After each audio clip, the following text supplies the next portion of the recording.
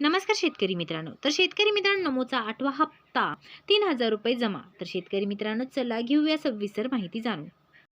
तर शेतकरी मित्रांनो, महाराष्ट्र राज्यातील लाखो शेतकरी बांधवांसाठी नमो शेतकरी महासन्मान निधी योजना म्हणजे शेतकरी मित्रांनो मधून एक अत्यंत आनंदाची बातमी समोर आलेली आहे.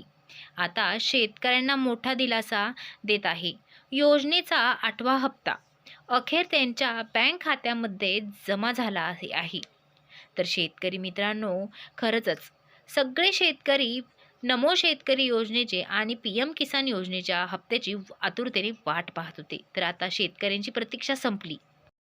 तर शेतकरी मित्रांनो, तुमच्या खात्यामध्ये 2000 रुपयाचा हप्ता जमा झालेला आहे की नाही हे पण तपासणं फार सोपं झालेलं आहे. तर आता शेतकरी मित्रांनो, हे कसं तपासायचं आणि कोणत्या शेतकऱ्यांच्या खात्यामध्ये हे पैसे जमा झाले आणि कोणत्या जिल्ह्यामध्ये हे पैसे जमा झालेले नाही, हेही आपल्याला आता घर बसल्या बघायला भेटणार आहे.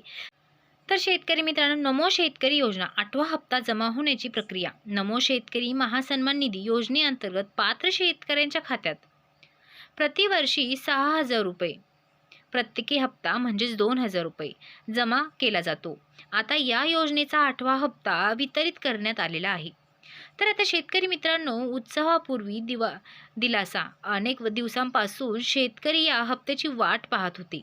हा हप्ता जमा झाल्यामुळे शेतकऱ्यांना आगामी सण उत्सवाचा काळात मोठा आधार ठरलेला आहे. तर आता शेतकरी मित्रांनो, थेट लाभ हस्तांतरित झालेला आहे. आता हा निधी थेट शेतकऱ्यांच्या बँक खात्यामध्ये जमा केला जातो. तुमच्या खात्यामध्ये पैसे आले की नाही, ऑनलाईन स्टेटस तपासण्याची सोपी पद्धत.